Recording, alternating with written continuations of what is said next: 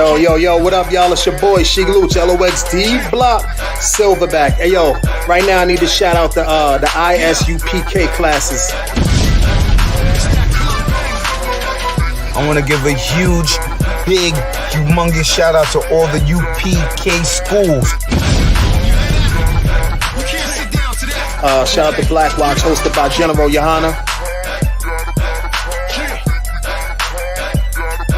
Word, I need y'all to check out Cross the Line Radio as well, man. They've been open all week from 7 to 9. They ain't shut down because of the corona, the COVID and all that. They rockin' strong, you know what I mean? Think we got a problem, but really it ain't though. It's one of me and these bitches, I count about 3, 4. Think we got a problem, but homie just all talk. He ain't gon' pop a balloon with a pitchfork. Nah, think we got a problem in the club with this dog. Rude boys, dogs, ladies, everybody.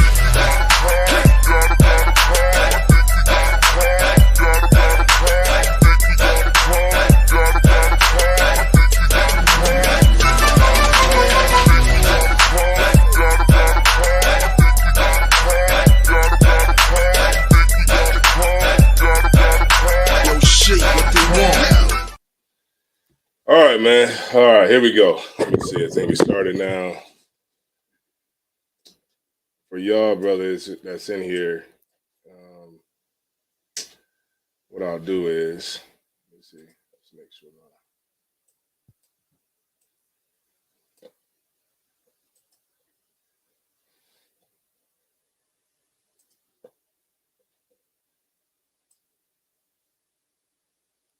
All right, so bring it in. All right, so y'all let me know in the chat if y'all can hear me, everything good. Somebody can check it. I think Zaraba Carr, I think you good on your mic. Or maybe while y'all can take it while you eating. And then all right, so y'all pretty much know what the deal is, man, what's going on this week. Y'all already know we're gonna be out here, you know, putting trees up in our house. That's pretty evident at this point. We were talking about, you know, before we, you know what I'm saying, the sister kind of mentioned about, you know, some things about, you know, mental health. And that's definitely what it is. You know what I'm saying? Like in this time, I mean, we see all the things that happen with our people, but we refuse to change our behavior. Now, there's certain brothers and certain sisters that change their behavior, and so they don't keep, you know, doing the same things over and over again. But for the majority of us, you know, we love this place. We love to feel like we are part of America when we get the notion that America is acting right. That's when we want to be a part, right? Because right now ain't nothing going on. Brittany Griner came home. You know what I'm saying? They traded Brittany Griner off for the Merchant of Death. Right, so we're happy now. You know what I mean? We the LGBT's happy, black people are happy, black women are happy. Everybody's happy now. You know what? Just as a sidebar, real quick before we get started, right? I seen a video where Biden said that he was going to give reparations, right, to black people, but he was going to do what he was going to do for black people, but it was going to be in Africa. And you know what it was? Guess what he was spending $55 billion on? Solar panels for Africa. And that was supposed to be, you know, as a thing that was supposed to make us happy by him doing something for supposedly doing something for us somewhere else. And if you don't see what's going on, then you are been under a goddamn rock. And you see that with Joe Biden is doing right now, and every politician that's supposed to be Democratic, what they're doing right now is they're trying to appeal to their voter base because they know that they didn't do anything for black people this whole time that they've been in office.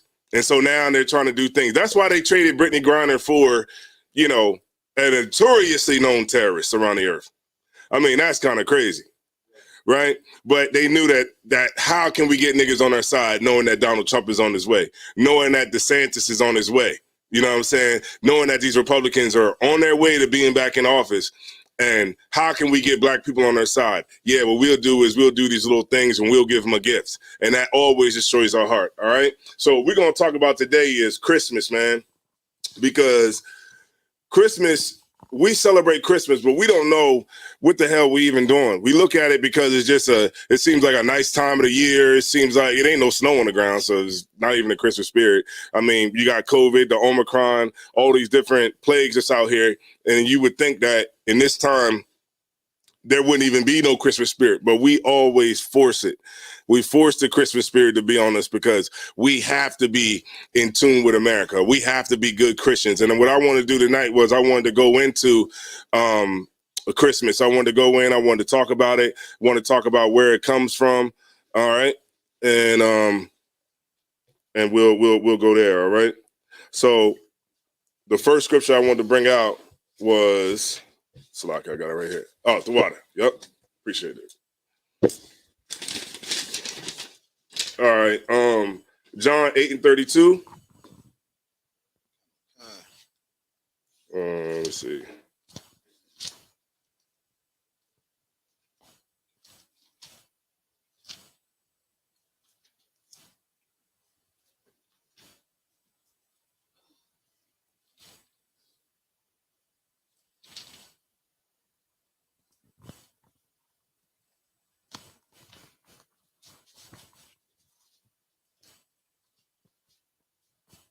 Okay.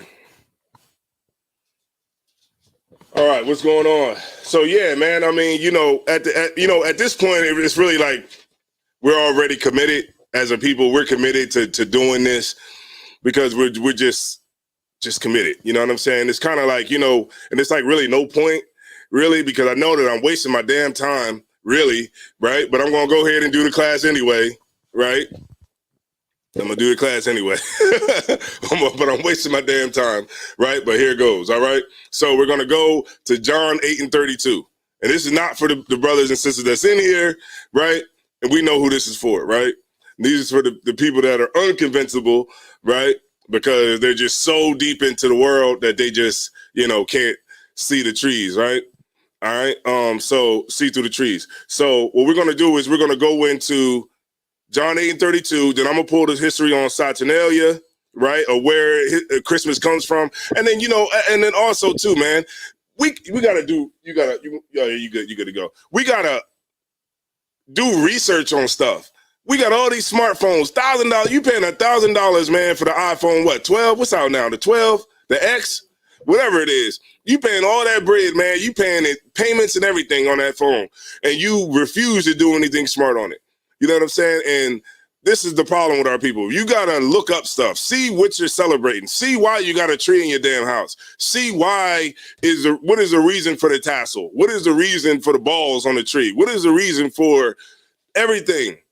And start to question things. Why do people put the candles in the windows? When you ride past people's house in the white neighborhoods, they had candles in the window. What is all that for? Where does it come from? Where does Santa Claus come from? What is anything? You know what I mean? Because we've been living so much under a lie that we just take it for truth because we just refuse to do anything that would further our mind.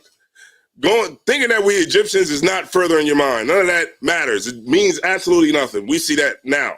Right? Nobody cares anything about Egyptians. Nobody cares about Africans. Nobody cares about none of that. We clearly see what the focus is. The focus is the Israelites. Black people being the real Jews. Black women being the real Jews. The Hispanics, the Native Indians being the real Jews. That's the only thing that matters. Right? Now that we understand that that's the only thing that matters, the Lord is showing us what matters. So it matters. If Kanye West would have said that he was a Nubian, nobody would have gave a damn. We'd still be buying Yeezys right now. Everybody would have been happy. If Kyrie would have shared the ancient green people of the Nubian nation, we would still be, rocking the Kyrie Irving shoes would still be a $1.50 in the store. Right? So we see that what matters and what don't. All right. All the other stuff is garbage. All right. But what matters is us understanding that we're the Israelites, understanding that we have a duty that we have to do. And that thing is not celebrating Christmas, man. All right. So we're going to go into John 8:32. What the pastor refused to do. He refused to open up the Bible. You should already know this by now. The pastors don't have no knowledge of the Bible at all. They just dance, they put on a show because they know that's what you like. They understand that black people like to be entertained. and they know that people don't want to learn anything. So they would just rather just be entertained. And so the pastor, he creates everything. That bishop that was in New York City just got arrested on fraud for using the money to buy designer. You think they wasn't going to come after him? He's showing he got called a prayer closet with Gucci everywhere. Louis Vuitton, Chanel, Da Vinci, all everywhere.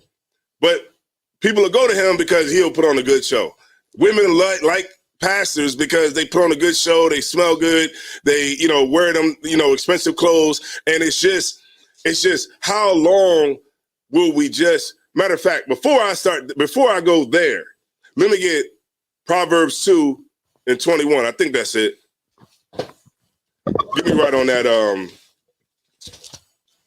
Zorabakar. I believe that's, is it Proverbs 2? I know it's Proverbs 2. You know which one I want, right? Simple ones, love simplicity. Proverbs 2 and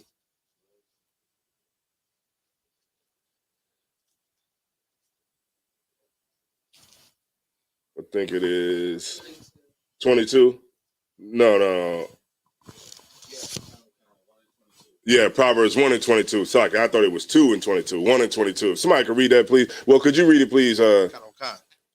Proverbs chapter 1 and verse 22. Mm-hmm. How long, ye simple ones, will ye love simplicity? Right. The scripture said, how long will we love simplicity? We love to see the damn Christmas story come on every year. We love to see the lights, and we love to see, and we fall in love with the idea of what Christmas will bring. Christmas doesn't bring anything. Let me tell you something. You can give a family member a gift any time of the year. And because we're so geared up for Christmas, it shows us what? That we don't really love our families like we think we do. You know what I'm saying? We don't really love our parents like we think we do. We don't love our family. We don't love our aunts and uncles. We don't, when we figure out that we don't come around each other, somebody just say it out loud. When do we realize that we don't be around each other? When do the whole family understand that? Go ahead. Exactly, at the funeral. And you know what? Because as soon as somebody's laying up there in the casket, that's the first thing somebody said, see, we need to come together more. See, this is the only time we seem to come together is at a funeral. Everybody says that. All black families say that. I've been to a couple of funerals, and that's exactly what they say every time. It's because we don't really deal with each other like that. But we take that one day that is allowed to us from the oppressor to basically come together and love our families. Go ahead. You got it. Go ahead and keep reading. From the top real quick. How long ye simple ones, will ye love simplicity? Mm-hmm. And the scorners delight in the scorning. Mm-hmm. And the fools hate knowledge. The what? And the fools hate knowledge. Fools hate knowledge, man. Because the Christmas is telling you, the Lord is trying to show you, look, you ain't got no money anyway. We ain't got no money. You know what I'm saying? You really don't. Come on now. You ain't got no money. You just spent about $800 on a Thanksgiving Day meal. You just spent about $800. You about to go do it again. And on top of that, you about to get an iPad for a 2-year-old. Right? Let's not be simple. Right? Let's be smart. It says that the fools hate knowledge. So if you're a type of person that hates knowledge, then you're a fool. Yeah, your grandmama's a fool. Your granny, your mom, your dad, everybody's a goddamn fool. You know what I'm saying? And we have to be the type of people that's not gonna, we got to be the type of people that's gonna refuse to keep being fools. All right? Give me John 8:32.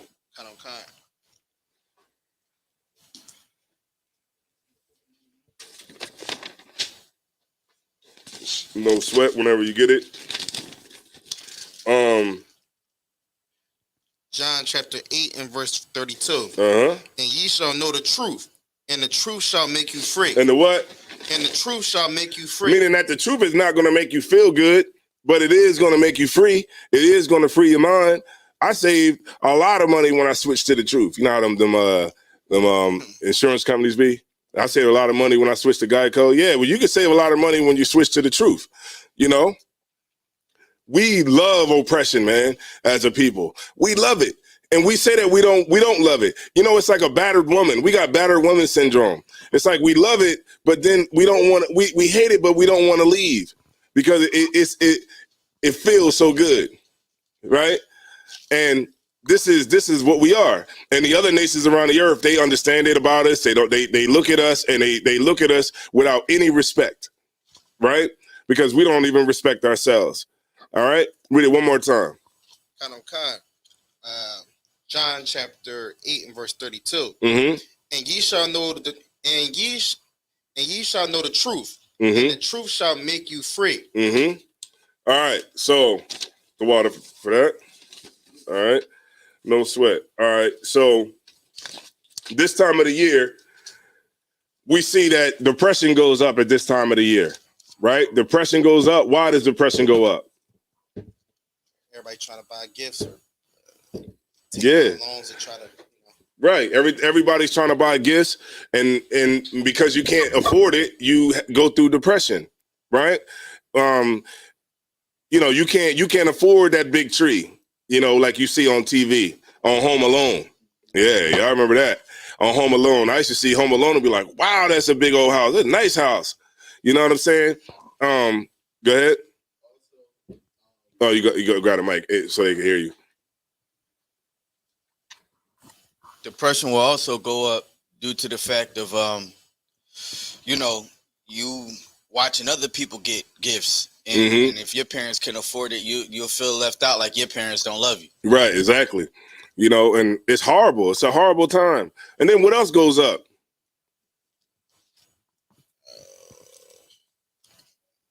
Shout out to the chat, man.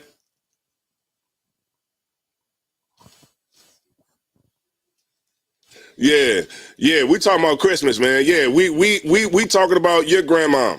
Yeah, the one with the big hat, the real big, you know, with the ounce of flowers,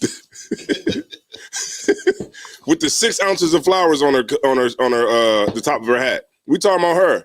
You know what I'm saying? I'm gonna tell you what else goes up besides depression. Crime. Crime goes up too, because guess what? Where are those Christmas gifts hid at? In the trunk of that car. They look. You think robbers don't know that? We think we robbers don't know that. They know that because you didn't try to hide the gifts in the house, and the kids keep finding them, or they snooping around and they seeing what the hell you got them, and they just acting surprised on Christmas. So what do? You put them out in the car, and guess what the robber's trying to do? He's trying to take some gifts home to his kids. Right? Because if he's out there robbing and around Christmas time, then he don't got a job. Right? So he's trying to figure out a way that he can look good to his kids. So it's like a never-ending cycle of everybody trying to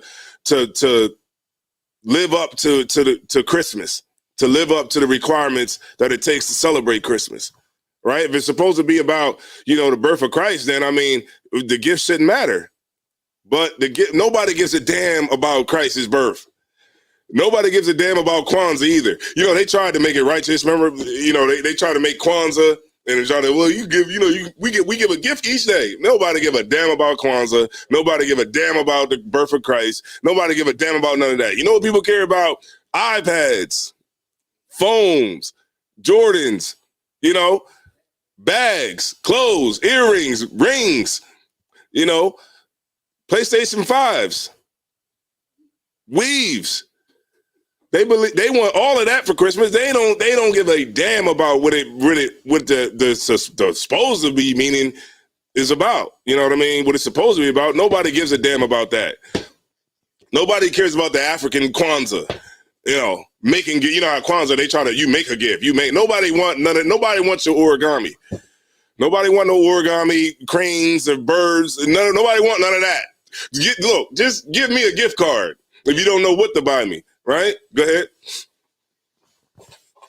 Salaki, and if I may, you got a lot of parents that say they do it for the kids. Yeah. But in reality, they doing it for their own self. Mm-hmm. They say it's for the kids, but it's like a show off between how much I do for my kids. Yeah. It's like a self gratification to say I'm such a good parent. Look at all the stuff I bought my child. Right. You know what I'm saying? Yep. There you go. I mean, at some point, we got to stop being the butt of the damn joke. You know why we go out? The general brought it out. You know why we go to Best Buy so much? Because we whores for Best Buy. You know why you go to Walmart every year? You got the doorbuster sale. You know, you on the TV fighting some white woman for a flat screen because you a whore for Best Buy. You a whore for Walmart. You a whore for all these companies that have the doorbuster sale. You looking crazy on there fighting some old lady over a goddamn 60-inch for $200. We got to stop being like this, right? And you know, one thing too, the oppressor has tons of TVs in a warehouse. They're sitting in the warehouse collecting dust right now. But he's not going to put them all out there though, because he wants you to run and trample each other and die to get a TV for $200. We got enough TVs. Is that safe to say? We got enough TVs. Where are we going to put these TVs at? We're going to put them in the bathroom now? Damn, that's really staying connected. You know what I mean? You watching something, you just put it on in the bathroom, just sit in there for, 15, 20 minutes. You know, like this is where we're going with it. You know what I'm saying? And it's a horrible thing to the Lord. All right. It's a horrible thing we do to the Lord. All right. Read that one more. Did you have a scripture? Salakia. Kind of got lost in what I was saying. All right, no sweat. All right, depression, suicide. Suicide goes up. That's another one. Suicide goes up, because, it's hard. And suicide you're very selfish when you commit suicide. That's a very, very selfish thing to do, to kill your damn self. I mean, I don't know, maybe I'm wrong. Is it a sad funeral though? When somebody killed themselves? I don't know. I've never been to one, but would that be sad? Like, okay, well, this is what he wanted, so let's go and get up out of here and go to eat this and go to the repast, because it's like, damn. I mean, you decided to check out. You decided to leave everybody behind, and that's selfish to me. You know what I mean? It's a very selfish thing to do, and it's not going to mean a damn thing anyway. Because guess what? The Lord going to bring you right back. The Lord going to bring you right back in it, and now the situation is going to be even 10 times harder. Now, all right, no sweat. We thought people who didn't celebrate holidays was weird. Yeah, that's right. We did think that. We thought that people that didn't celebrate holidays, we thought the Jehovah's Witnesses. Remember they was. I went to school with some Jehovah's Witnesses, and they didn't do the gift thing. You know what I'm saying? And we did look at them like they was crazy. You know what I'm saying? But now, you know what I mean? Thanks be to the Lord that when we pray for this, right? For the Lord to open up the internet, you know what I'm saying? Open up the airways. We pray for that. You know what I'm saying? And the Lord is opening it up.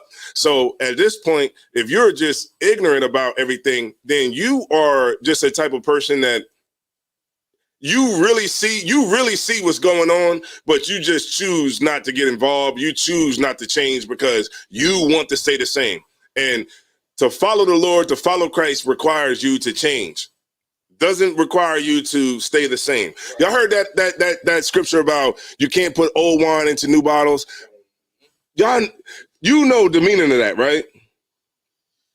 Yeah, I'm trying to explain it. I know the meaning of it, but trying to explain it. I'm gonna tell you why you know, right? I'm gonna tell you why you would know better than anybody.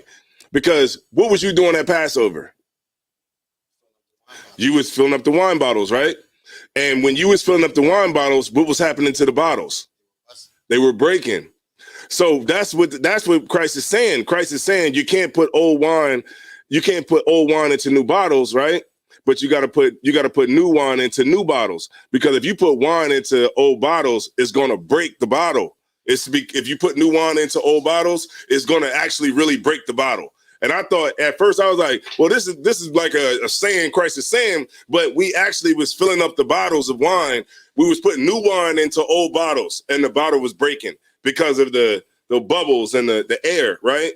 The air that's in the wine. If you take an old bottle and you put new wine into the bottle, and then you put the cap on, the bottle is gonna break. It's gonna break. You got to put new wine into a new bottle. And we learned it, right? straight at the Passover, because that's what was happening. We couldn't figure it out. It's like, damn, brother was like, yo, a bottle just broke over there. Yo, a bottle just broke over there. Oh, a bottle just broke over there. And what you had to do? You had to go and do what? Take the top off, and you had to let it like kind of air out a little bit, then put the cap on or whatever. But it's the meaning behind it is, if you were supposed to be a new you take on the truth, right? You can't take on the truth but then still be the same old person that you was, right? That's what it's saying. Because what's going to happen is you're going to leave the truth. That's the really end result. What's going to happen? Because you're going to be like, you're going to come in here, a sister going to come in here with a head wrap. She's going to wear a dress, but beneath all that, she's still a mean-spirited person, right? And she still has things that she has not dealt with. And so eventually what's going to happen is she's going to get upset about something because she has not figured out how to check that attitude. And she's going to be on Facebook talking about she's in a cult and escaping a cult. And, you know, everybody's going to feel sorry for her for 2 weeks. And then nobody's going to give a damn anymore.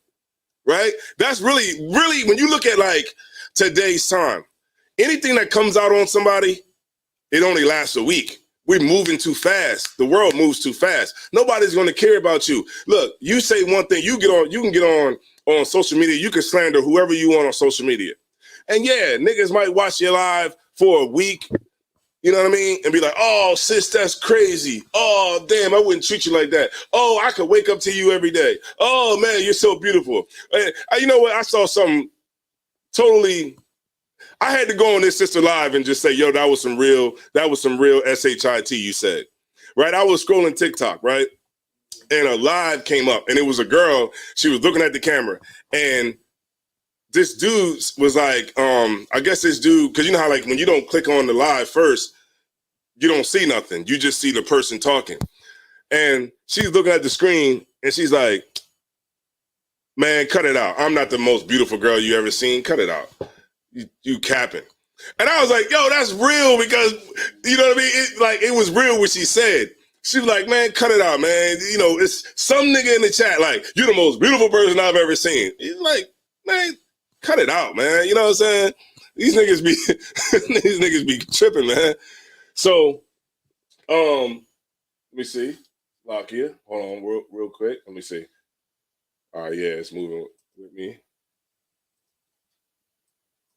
All right. Lock here.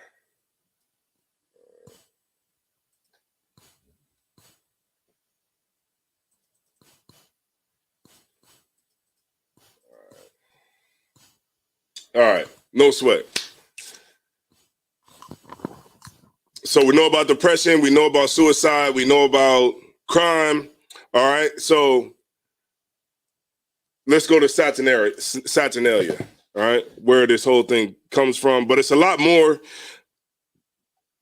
Around the world, they have, y'all ever heard of Sinterklaas? And you know, shit.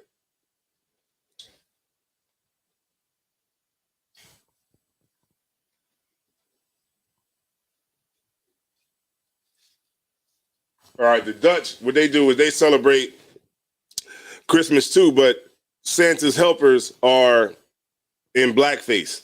It's a black guy named Zwarte Piet, means Black Pete, in you know, in their country or whatever. And they basically have a lot of people that's trying to protest against it because it's racist. And they ask them, well, why does Black Pete, why do white people dressing up in blackface? They're saying because the black represents the soot from the chimney, the elf coming down the chimney, but it's really people in blackface. All right. And it's racist, right? Because blackface has always been a thing that they use to mock black people, right? Let me pull that back. All right, no sweat. All right. So, all right, let's get it. Saturnalia. All right. All right, Saturnalia.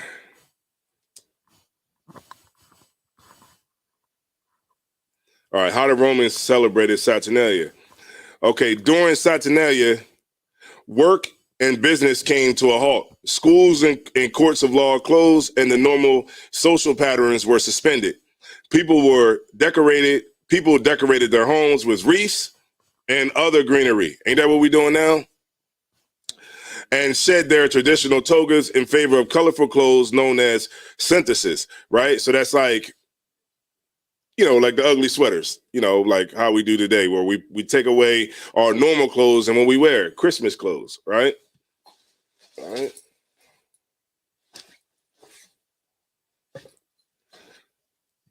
All right. Go ahead. This is Saturnalia history. This is, let me see. This on history.com, and it's the origins of Saturnalia. All right, no sweat. So, how the Romans celebrated Saturnalia. During Saturnalia, work and business came to a halt. Schools and courts were closed, and the normal social patterns were suspended. People decorated their homes with wreaths and other greenery and shed their traditional togas in favor of colorful clothes known as synthesis. Even enslaved people did not have to work during Saturnalia, but were allowed to participate in the festivities. In some cases, they sat at the head of the table while their masters served them, right? So even it was like that in slavery, you know what I'm saying? Because like even in slavery, like on Christmas, that would be the day they will allow us to not have to go out in the fields. They will allow us to be able to, enjoy the festivities of Christmas, right? Instead of working, Romans spent Saturnalia gambling, singing, playing music, feasting, socializing, and giving each other gifts. What? Giving each other gifts. Wax taper candles called Sarai were common gifts during Saturnalia to signify light returning after the solstice. So there you go. You know how like when people put those candles in the windows, all that kind of stuff. Now when you ride through those neighborhoods and you see like they'll have the candles in the windows. They don't even know where that even comes from. They think it's Christmassy, but really it actually is rooted in something. All right. On the day of Saturnalia, celebrations known as the Sigaria, many Romans gave their friends and loved ones small terracotta figurines known as Cinellaria, which may have referred back to older celebrations involving human sacrifice. Saturnalia was by far the jolliest Roman holiday. What's the best holiday in America? Christmas, right? The Roman poet Calidus famously described it as the best of times. And what do we say? The most wonderful time of the year. Ain't that what they say what Christmas is? The most wonderful time of the year, right? All right. Let me go back up. And how now we're gonna go into how Saturnalia went into Christmas. How Saturnalia led to Christmas. Really, it's a worship of a god, Saturn, right? But it's spawned into Christmas, and we're gonna read how. Thanks to the Roman Empire's conquest in Britain and the rest of Europe from the 2nd century BC to the 4th century AD, and their suppression of older seasonal rites practiced by the Celts and other groups, today's Western cultures derive many of their traditional celebrations of midwinter from Saturnalia. The Christian holiday of Christmas especially owes many of its traditions to the ancient Roman festival, including the time of year Christmas is celebrated. The Bible does not give a date for Jesus' birth. In fact, some theologians have concluded he was probably born in the spring, as suggested by references to shepherds and sheep in the nativity story, right? Y'all know that, right? Right? When they went up, he was born during tax time, right? So we know that tax time is around springtime, give or take, like when's the day when it stopped? Like April. April's like the last, April like 30th or something like that. So it's around the springtime. It says, by the 4th century AD, Western Christian churches settled on celebrating Christmas on December 25th, which allowed them to incorporate the holiday with Saturnalia and other popular pagan midwinter traditions. That's the church for you, man. You know what I'm saying?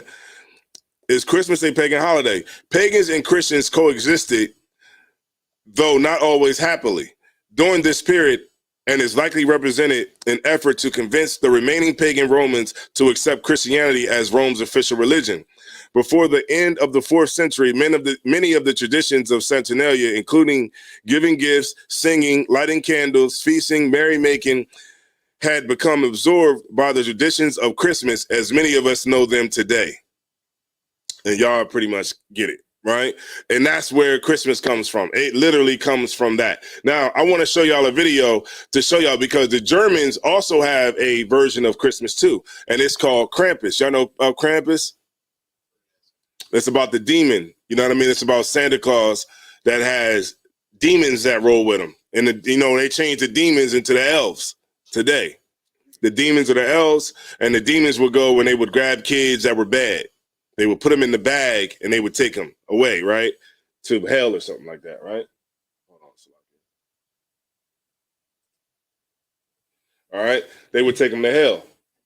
So I want to show y'all this video real quick. Y'all might have to check it on your phone because the TV not going to work. But here we go. I'll play it 2 times so that y'all be able to get it. All right.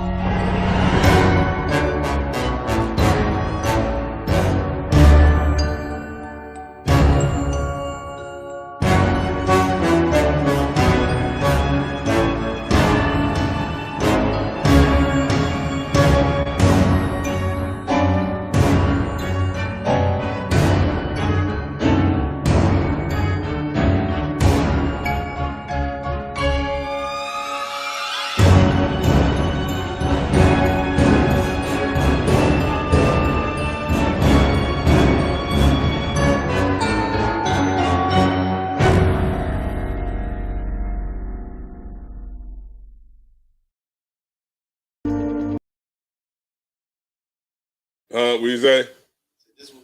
Right, that's exactly what we celebrating. That's exactly what we celebrating, because you know what I'm saying, we don't even look that deep into what we even celebrating. We just want to just do it. And we send our kids down in a sacrificial ritual every December 25th. They cut the TV off, everything on. You know what I'm saying? Y'all ever notice on? All right, that when they play that, they show that log burning with the fire at like a fireplace. All right, let me go to 2 Babylons, man. This is the 2 Babylons. The papal worship proved to be the worship of Nimrod and his wife. So this is the 2 Babylons. Let me see. Let me go in a little bit. See if I can get it. Let me see. Yeah, the 2 Babylons right there. That's the book you want, right? So the 2 Babylons, right? So it says, this is page number 91. It says, I'm gonna say page 91. Okay, it says,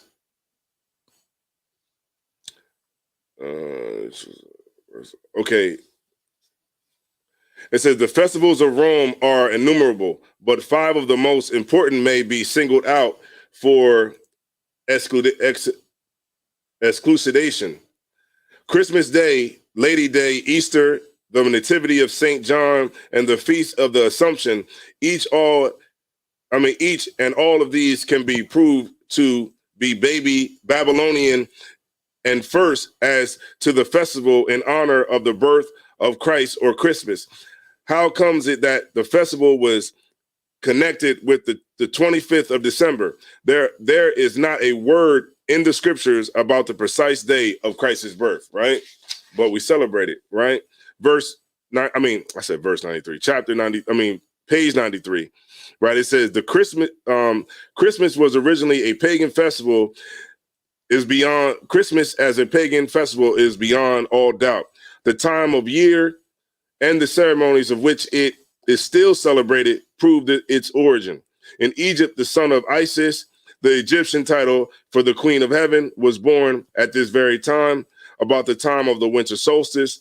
The very name by which Christmas is popularly known among ourselves, Yule Day, proves at once its pagan and Babylonian origin. Yule is the Chaldee name for an infant or little child, and the 25th of December. It was previously familiar and well known, that is, the birthday of our Lord, which was known at Antioch in the east, on the very borders of the Holy Land where he was born, was preferably well known in all of the European religion of the West, from Thrace even to Spain. So that was even in Greece and all the different places in Asia Minor. All right, and this is pretty much saying how what we've just been breaking down, that this all comes from Greek, Roman, Egyptian, all of that is all Babylonian customs. All of that is rolled up into what we have now in modern day Christianity. It's all bottled up, and it has the birth of Christ in there. It has a little bit, it has the Yule logs in there, you know what I mean? It has the wreaths, it has the Christmas tree, it has the lights, it got the candles, it got the day of Christ's birth, it got everything just wrapped up into it, you know what I'm saying? And that's what we have, a ball of dookie, you know what I'm saying? And that's what we celebrate today, all right? All right, so let's get some scriptures on it, all right? Right, and that's what we're celebrating. That's exactly what we celebrate, man. We don't even know what the hell we celebrate. All right, let me get Hosea 7:14. No matter of fact, let me get Ecclesiasticus in the Apocrypha 20 and 29.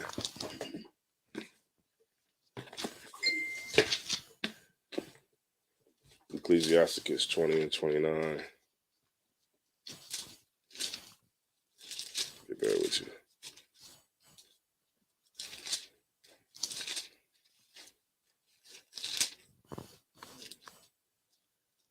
All right.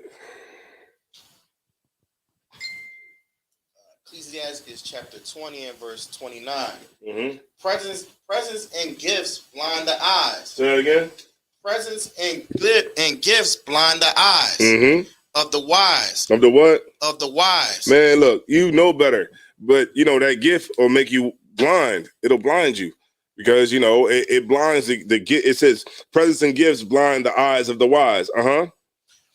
Presents and gifts blind the eyes of the wise and stop up his mouth that he cannot reprove. Because remember, you can't you can't correct anybody about what they're supposed to be doing because you chose getting gifts instead of the righteousness and following the Lord, right? And so that gift is going to destroy. It's going to eventually it's going to destroy your mind because you won't be able to correct anybody on anything, about what they should be doing because you're getting gifts, and because of that, you can't correct anybody on nothing because you're choosing getting the gift over the righteousness of following the Lord.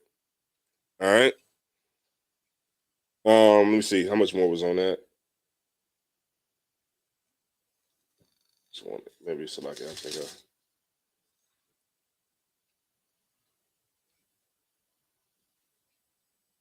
All right, one more scripture.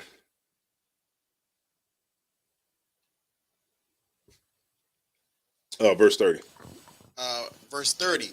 Wisdom that is hid and the treasure that is hoarded up, what profit is it then than both? Right, okay. What profit is it if you know better and not do better, right?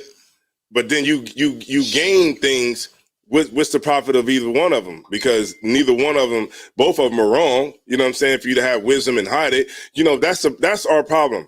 Our problem is that we know better, but we don't do better.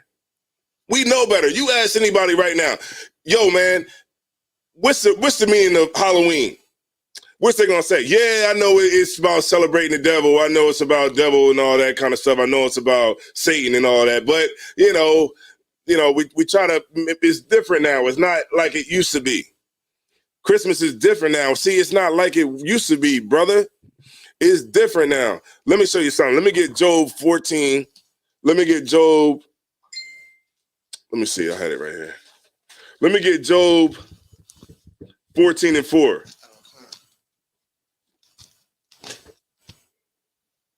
Let me get there with you.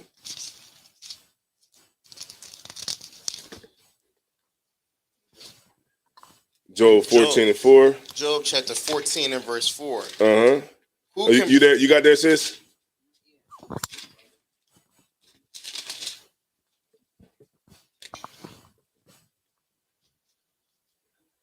I hope y'all writing these down.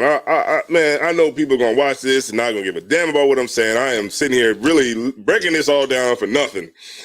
Nah, I'm just playing. But you got it. Now I'm just messing with you, man.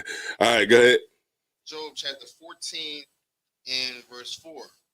Uh-huh. Who can bring a clean thing out of an unclean? Mm-hmm. Not one. You can't do it. You know, that's one thing that we always try to say. You know, like the scriptures just block off everything, don't it?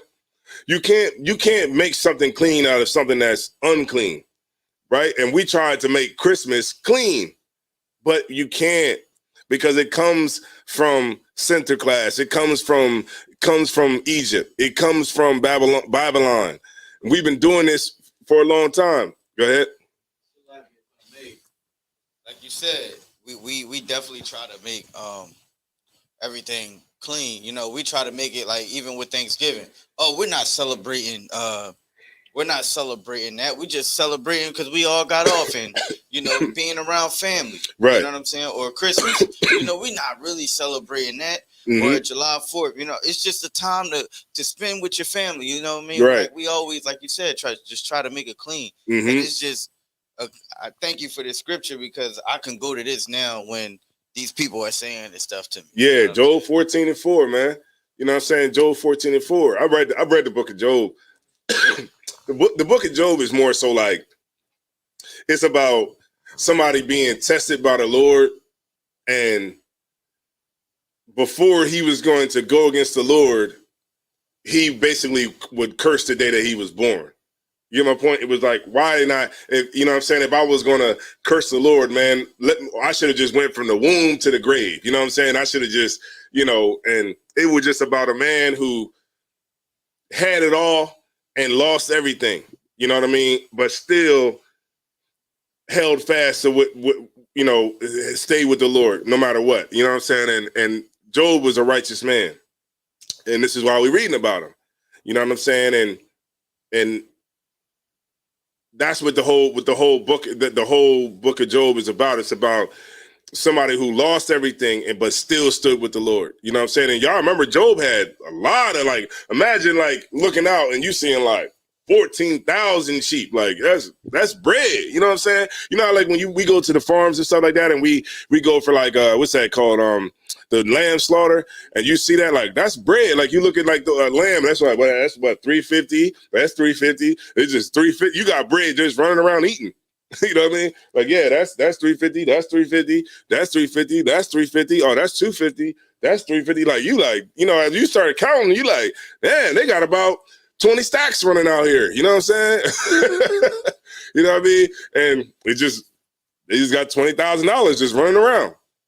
But imagine somebody who had way more, like an amazing amount of sheep. You'd be like, wow, this is a lot of bread that's out here. This like, you know, $2-3 million running around. You know what I'm saying? That's how it was with Job. You know what I'm saying? And Job lost everything and he still stayed with the Lord. But at the end, Job got increased double, you know what I'm saying, what he had before. You know what I'm saying? And that's the story. All right. But read it one more time. Verse 4. Job chapter 14 and verse 4. Who can bring a clean thing out of an unclean? Not one. Mm-hmm. Okay.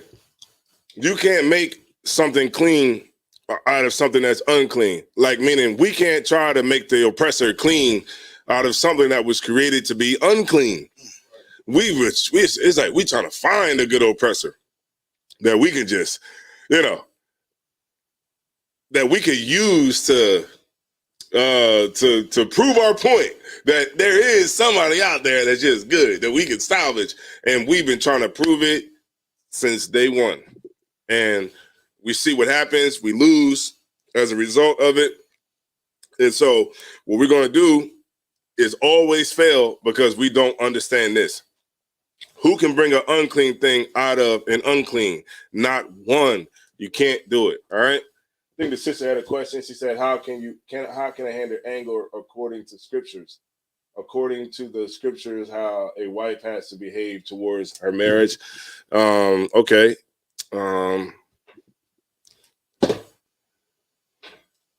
Okay, give me more. Give me more on it. Give me more. Like, meaning, give me a little bit more about, and pinpoint me into where you're trying to get to. All right.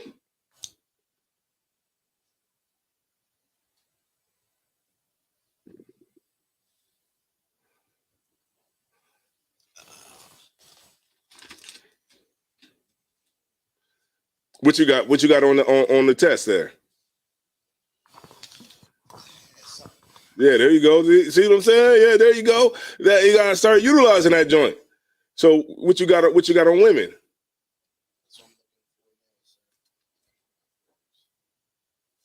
I think Proverbs 21:19. What's that say? It is better to dwell in the wilderness than with a contentious and angry woman. Right.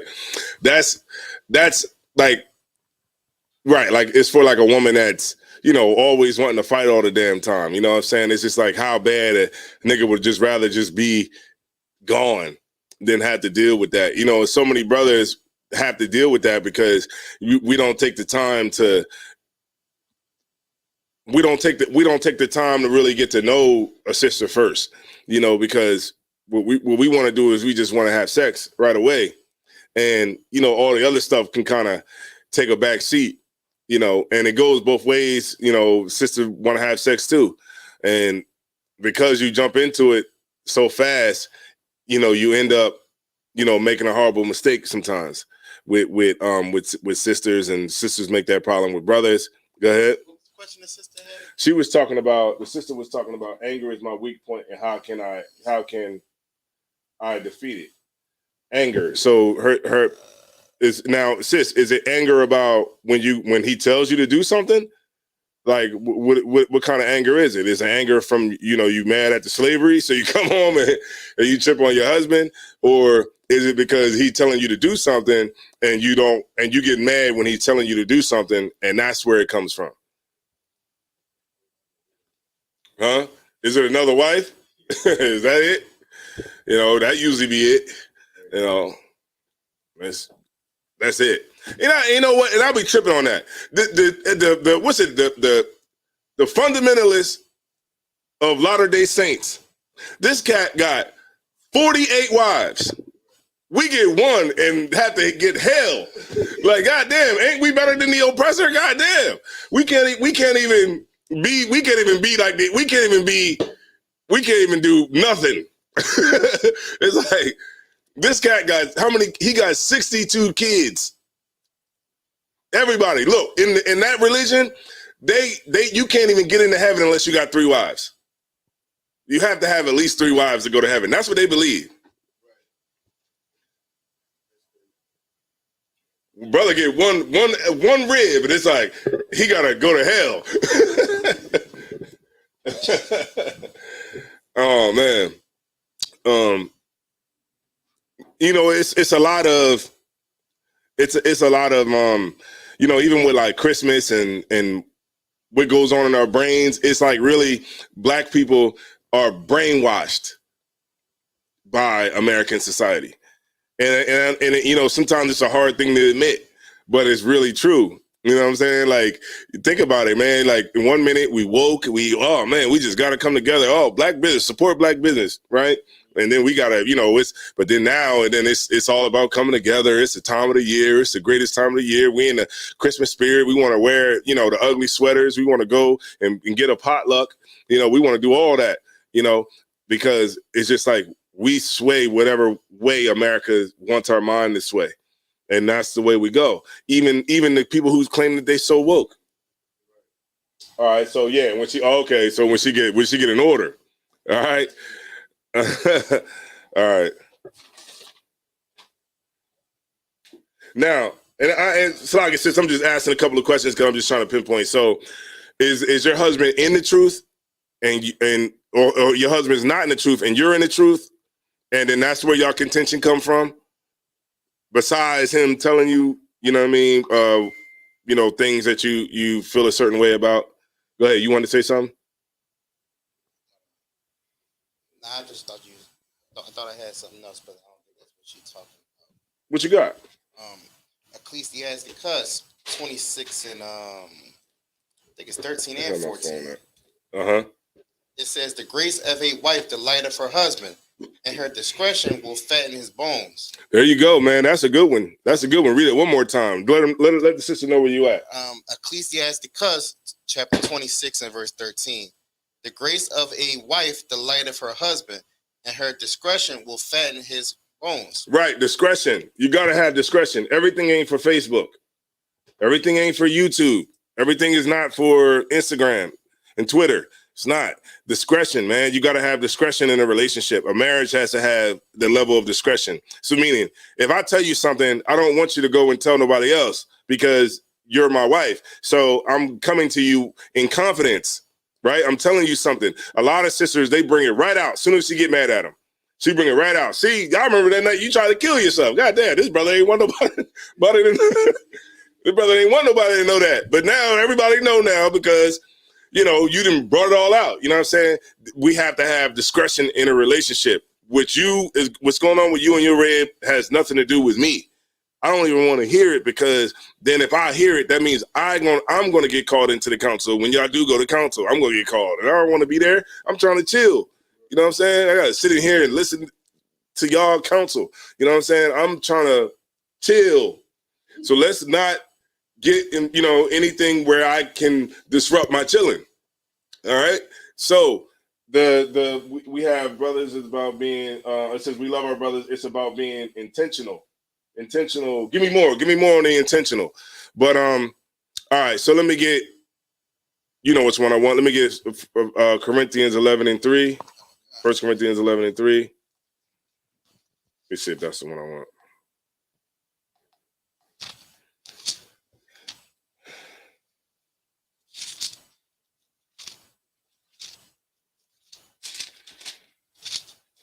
And then 1 Peter 3 and 11.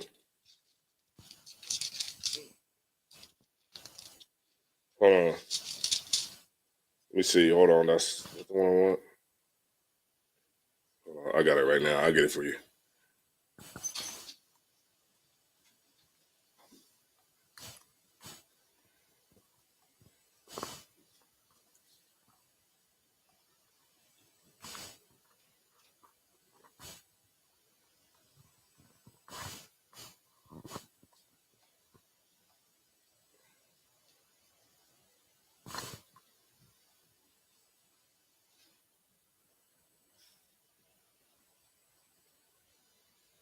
All right, so let me get Ephesians 5 and 22. Ephesians 5 and 22. Melanie, give me more.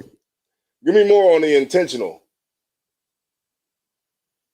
Where it says we love our brothers, it's about being intentional. Okay, I think I know what you're saying. Okay.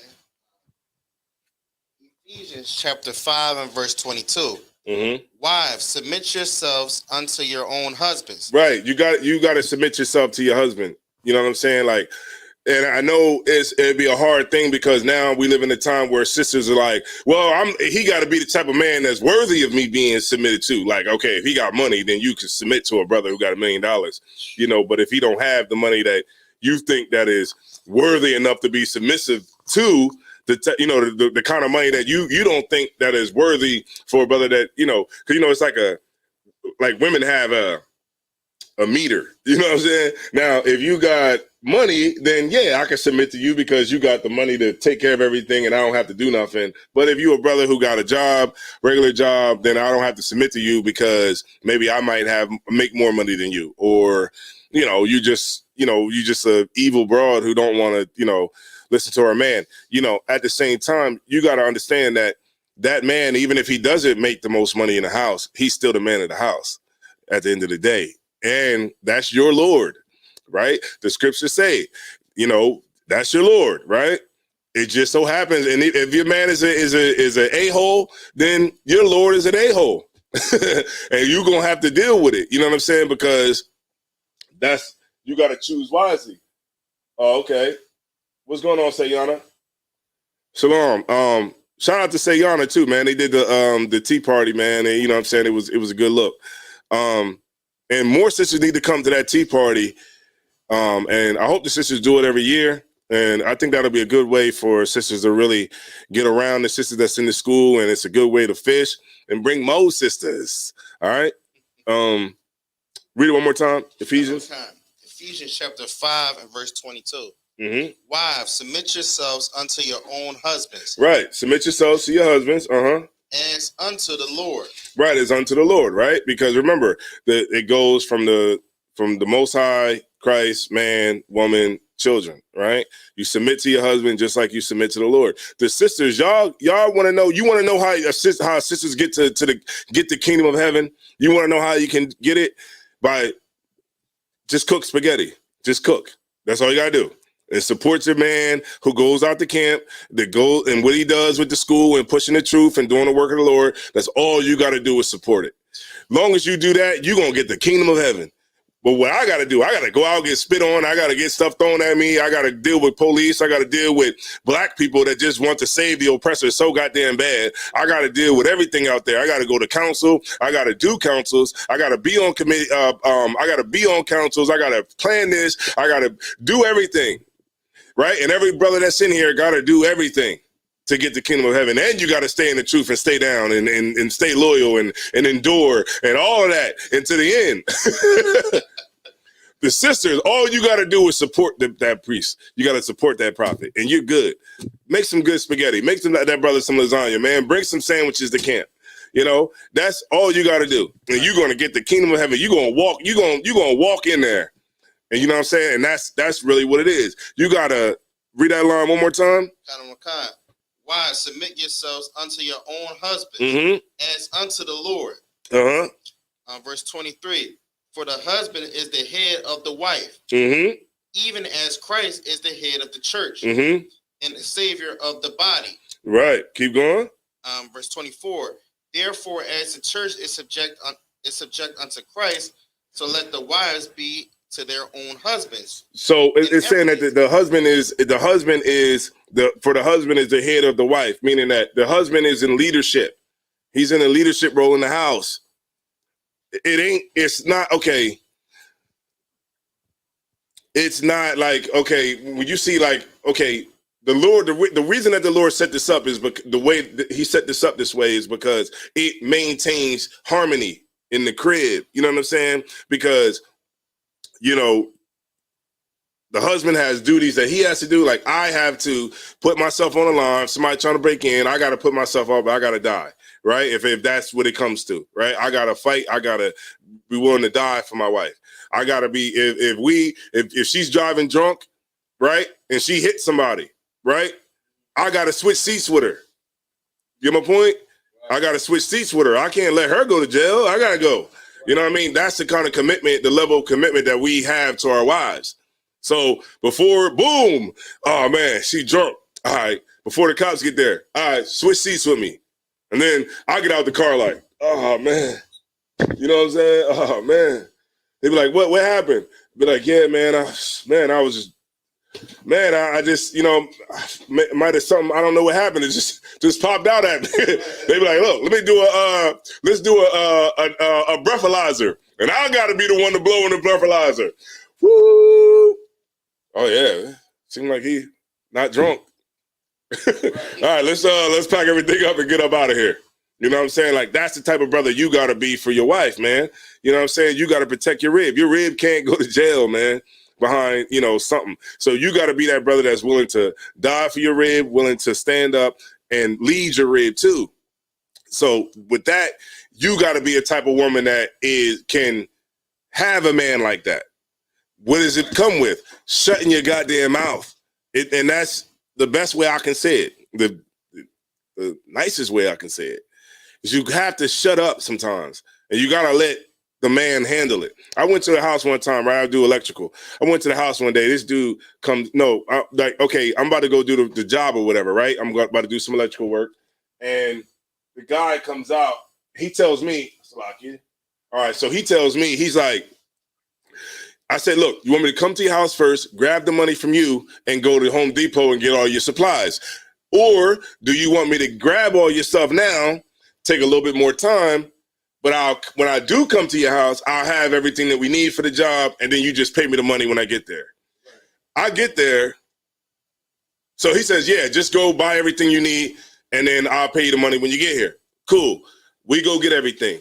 Spend about an hour in the store getting everything. Come to his crib at 8 o'clock. We're supposed to be there at 7, but remember I told you he made it fun. He was cool with us going to get everything first instead of being there at 7, but then having to leave to go get everything, right, with his money. We get there, his wife comes outside. She's like, why are y'all late? Why are y'all late? I'm like, man, we spoke with your husband. He told us to get everything before we got here. Nah, see, you know what I'm talking, that's what I'm saying. Like, you know what? Let's just not even do this. Let's just not even do this deal. You know what? I don't even want the service. I'm like, ma'am, we just talked to your husband and he told us to go to the store and get all this stuff. Like, literally, we just spent an hour in the store getting all this stuff. She like, nah, you know what? Matter of fact, I need to get some of y'all references. Y'all late. Y'all showing up late. This is very unprofessional. You know what? I don't even want to do this anymore. So I'm like, man, can you send your husband out here, please? Her husband comes out here. I'm like, yo, didn't I call you before we came out here? Now I gotta mind you, I got a brother with me who called out of work to be the work side work with me. Right. He called out so he could be there with me. So now he looking at me like, yo, this is crazy. I could have went to work today, but I'm over here with you doing this side work, and she tripping. Right. She like, and I'm like, yo, didn't I talk to you? He like, yeah, yeah. And she like, what? You talk to him? You know what I mean? Like, she's taking the authority over the whole conversation. You know what I'm saying? When he should have been like, all right, be quiet. I got this. All right, y'all go ahead and do the work. Done. But she's coming at me now. The way she's talking is too many. It's at the back of my neck. It's too many. You're not professional. You're not professional. Now I'm feeling some type of way, and I'm coming at her like, look, I talked to your husband. You know what I'm saying? I talked to your husband. And your husband said this, blah blah blah, and I'm coming at her, and it's like, damn. Now I'm coming at your rib. When you should have stepped in and just been quiet. She should have just been quiet, and you should have handled it. Right. That's what I'm saying. Like, sometimes women just have to just be quiet. And I don't want my rib arguing with a grown-ass man anyway. Right. Be quiet. Go in the house. Be quiet. Now, go in the house. Go in the house. All right, y'all got it, man. Go ahead, man. She be tripping. But y'all go ahead and get the work done. I'll holler at y'all in a little bit. You know what I mean? Done. And that's the role of a husband. You know what I'm saying? You shouldn't be out in the streets, getting in another man's face. I see that so many times, man. Y'all ever been out to the club and y'all see a woman like she all up in a nigga face, and it's like, damn, you don't know if this nigga a killer or not. This nigga could be a straight up killer, and you all in his face because you just think that because you're a woman, he ain't gonna do nothing. But this nigga will blow your brains out. So you gotta relax. And this is how you know when a woman does not have a husband. When she doesn't have a head, she's just all over the damn place. Right? Keep reading.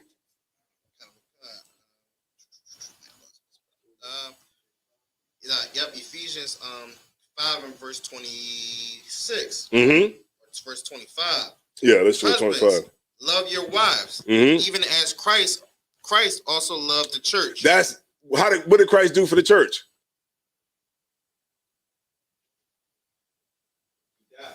Say it in the mic. Just so everybody can hear. Salaki, Christ died. Right. So if we gotta love our wives like Christ loved the church, that means you gotta be willing to die for your red or your wives. Gotta be willing to die for all of them. And that's the great responsibility that comes with living, you know what I'm saying, as a righteous man of the Lord. And that's why you can't be quick to just have sex with everybody. Right. Because it is a responsibility that comes along with that. And a lot of times brothers run into that fast. Sisters run into that fast. You know how many times, man, I didn't heard it all. Sister like, General tell us all the time, I have to have this man. I don't want nobody else. You know what I mean? The general might be like, look, sis, this brother's kind of new to the school. You know, you might want to, maybe get a brother who's a little bit more seasoned than the truth. No, I want him. The nigga with the braids. The nigga with the fresh braids. I want him. I want that nigga. And the general like, you sure? I don't want nobody else but him. And the general will say, all right, sis, you got it, man. Y'all marriage is approved. Y'all courtship is approved. And y'all go and y'all court for 1 week and break the 1 year rule. And break the 1 year rule. And you go and you have sex. And now it's endless councils. And guess who's in them? Me. And what am I trying to do? Chill. I ain't trying to be in the council, but I'm going to tell you, hey, brother, maybe you should wait. No, I got to have this sister. And you just got to have it. And I realize that too. You just can't tell a brother. When a brother's locked in, ain't nothing you can tell him. I don't give a damn what it is, man. When a brother locked in, when a sister locked in on a nigga, boy, ain't nothing you can tell a nigga, boy. Oh, let me fix my camera. Lock it. Ain't nothing you can tell him. Lock it. My camera kind of acting stupid.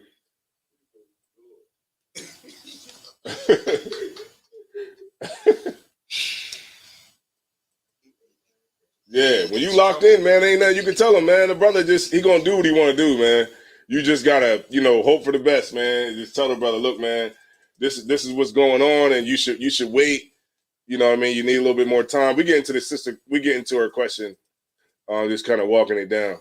But go ahead. It says, Ephesians chapter 5 and verse 25. Mm-hmm. Husbands, love your wives, even as Christ also loved the church and gave himself for it. Mm-hmm. Verse 26, that he may sanctify and cleanse it with the washing of water by the word. Right. And, we know what this is. This is a baptism precept. You know what I'm saying? That's how you get clean, by the word. You know what I mean? And what did they tell us, man? It told us for wives to be in subjection to their husband. Now, if you got it now, that subjection is going to help with your anger. You know what I'm saying? Like, can a woman be angry? Yes. Can you argue with your man? Yes. You can argue. Y'all can get it on. But you have to have discretion, right? You can't be putting your hands on each other. You can't be out of control with it. You can't be calling the cops on your man. You can't be doing that type of stuff. But can we argue in here? You could argue all day, and that's totally fine. It's totally healthy. But you have to argue like a woman. I'm going to say it again. You have to argue like a woman, meaning this. A lot of women, they argue like niggas. And what happens when a woman argues like a man? They end up clashing. You know what I'm saying? That, what, nigga, what, nigga, what, I get, man, I don't care what you, I get it shaking with police. So you talking, damn, you spoke my rib. You talking about you get it shaking with police. Like, god damn, you know what I mean? You trying to run down your whole resume. Like niggas do when they fight. Like, what? You don't know me. You know what I'm saying? I be out here, I get it shaking with police. Attempted murders, you know what I mean? You all like, you getting like that, you know what I'm saying? When it's a way that women can argue, and it's just, you know what I'm saying, you can still get your point across, because a lot of times women be right. You know what I'm saying? They trying to show you something, they right. and it's times that the man is right too. But in order to have a good relationship, a long-lasting relationship, a good marriage, you have to be a type of woman, you have to be the type of man that can constantly forgive. Right? Because that's really what y'all essentially are doing over and over and over and over again. You just forgive, come back together, forgive, argue, forgive. And it's just, before you know it, the years will go by and y'all will have time invested. And then y'all will look back at that time and say, you know what? We got 10 years in, man. You know what I'm saying? Yo, this she really down for me. You know what I'm saying? You know what? Like, I go on a trip, I tell my rib, or I tell her sister, she'd be like, oh, what you know, if we courting or something like that, where we going? I tell her we going to a Roach Motel. We're not going to the Roach Motel, right? You know, on a trip or whatever. We're not gonna stay at the Roach Motel. We're gonna stay in a nice hotel. But I want to see where your head is at. Are you gonna be able to stay in this Roach Motel? You be like, what? We staying here? Oh man, I can't do that. Well, then maybe we ain't gonna go, right? But you know, little things to, you know, test a sister loyalty. You know what I'm saying? But if a sister is going to be there, man, she'll stay with you in that Roach Motel. She'll, you know what I mean, roll with you through thick and thin, whether you got a job or you do have a job, or what I say? Did I say whether you got a job or you don't have a job? You know what I'm saying? Whatever it is, whatever the situation is, if you got a sister that's down with you, man, then you stay with that sister, man, and you don't never leave that sister, right? Let me get a feed. 1 Peter 3. 1 Peter 3:11. I think that's it. Yeah, here we go. Now, this is for a sister that's in the truth. You know what I'm saying? Like, the sister she might be in the truth, but her husband might not be in the truth.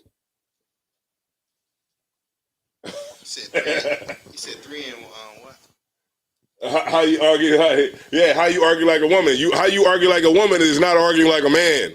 You know, like, that's why it be a lot of problems in the households, because when that man comes home, it's a nigga in there. It's two niggas in the house. She got that spirit, and that demon that's on that woman is a demon, and that demon is a man. You know what I'm saying? That demon is a man, and when that nigga comes home, he's arguing with another nigga. Right. Go ahead. I'm sorry. Go ahead. You can speak in the mic. If I may, like, a lot of men that are in their daughters' lives give a men that's not in the truth. They give their daughters that masculine spirit as well. You know what I mean? So they could teach them how not to need a man. Like, I notice that a lot in the world when I'm having conversations with brothers. You know, I don't want my daughter to need a man, and so they pass that masculine spirit to them. I notice that a lot. Yeah, because that masculine spirit is going to keep you single forever. You know what? You can be single for too long. There's sisters out here that's been single for too long. Like, you've been single so long that you just don't want anybody in your space. And guess how you're going to end up? You're going to end up like my Aunt Maxine. And you're going to end up like my Aunt Mac. And guess what? My Aunt Mac never had kids, don't got a man, and she's getting old. She's in her old age. And I wonder, like, damn, how nobody wanted to give my Aunt Mac? You know, like, I kind of think about that sometimes. Like, damn, ain't nobody want to give my Aunt Mac? Like, nobody wanted to get her pregnant? Nothing? Like, and then you're going to be the woman who's in her 60s in church every Sunday talking about Jesus is my man and Jesus is my husband. I don't need no man. Jesus is my husband. No, sis, you're lonely. You're in the club dancing by yourself. Right. You in the club. You dropping it like it's hot too. You know what I mean? You got your buns way in there. And ain't nobody back there. You know what I mean? Right. Ain't nobody back there to dip it low. And that's a horrible thing, you know what I'm saying? Because later in life, you want to have somebody there, you know what I'm saying? But you got to be the type of woman that can have a man that wants to be there, because a lot of these women are insufferable. And that's the reality of it. You know what I'm saying? But if you have a man that's not in the truth, we're going to read right here. Go ahead. 1 Peter 3:1. 1 Peter chapter 3 and verse 1. Likewise, ye wives, be in subjection to your own husband. You see that? It keeps reiterating that thing, right? Be in subjection, right? Go ahead. That if any obey not the word, they also may be without the word, be won by conversations of the wives. Right. Be subjected to your own husbands. That if any obey not the word, that's your husband. If your husband ain't in the truth, he don't obey the truth. You know what I'm saying?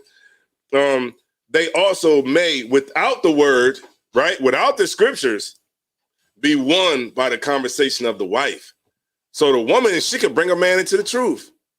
You know what I'm saying? Because the sister could be like, you know what? She got a husband that's not in the truth, and she's in the truth. She's watching classes. She's like, man, I'm gonna get my life right. And then she comes back, and he like, look, make me some goddamn bacon and eggs. And she be like, all right, I'll make you the bacon and eggs, but I'm not gonna make you pork. You know what I'm saying? We got beef bacon, we got turkey bacon. You know what I'm saying? I could do it like that. And oh, yo, you know what I'm saying? Give me, go to the store and get me some cigarettes. I'm not gonna get you no cigarettes, but what I will do is get you this fine bottle of scotch right here. You know what I mean? And I'll go ahead and pour it up in a nice glass, and I'll give it to you. You see what I'm saying? Then the brother's like, damn, this sister is changing. She's different. And I tell sisters this all the time when they ask me for counsel. It's like, she be like, well, why?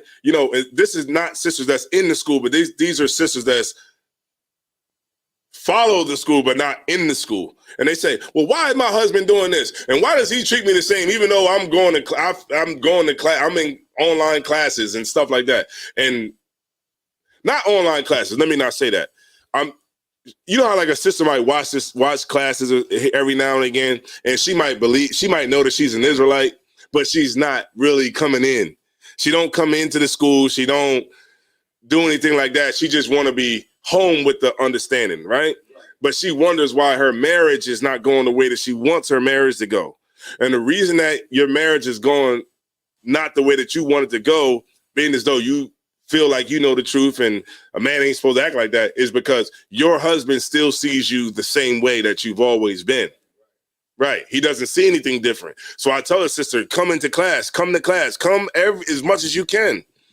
Get in class, sit right there. It's a sister right now in the school. Her husband never came, and I'm not even gonna say her name. Her husband is in the world, and I knew this sister as long as I've been in the truth. This sister been in here longer than me, and she was at the Feast of Hanukkah. She was there. Her husband was not there, but that sister is enduring. That sister is right there with her son. Her husband is in there. He don't never come. But this sister stays down with the truth. And because of that, you know what I'm saying? She's going to get her reward. You know what I mean? But she can also win him over too. Sometimes it may happen. Sometimes it may not happen. But that's the chances that you take. You know what I'm saying? When you're already married before you come into the truth, the possibilities may be that the husband may not come in the truth, but he can also still be won over by the conversation of the wife. Go ahead. Doesn't he still receive grace through his wife?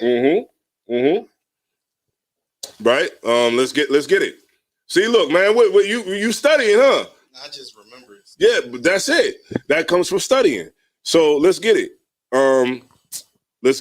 Sanctified by the wife, and then we're gonna get back to it. All right. What's it? 1 Corinthians? 1 Corinthians 11 and what? I hope the sister writing these down. What's going on, Kawak Shalom? How about Shimon Shabbat?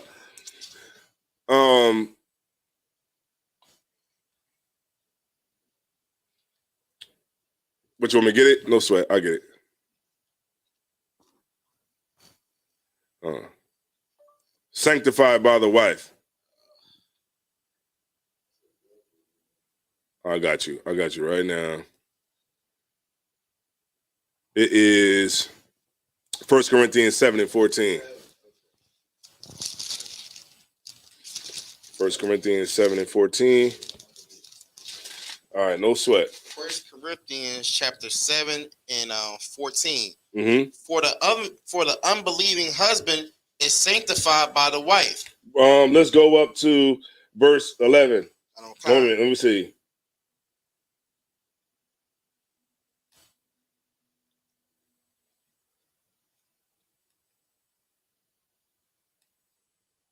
All right, go to 12. 7 and 12. 1 Corinthians chapter 7 and verse 12. Uh-huh. But to the rest I speak. But to the rest speak I, not the Lord. Right, because remember the scripture, what's bound on earth is bound in heaven too.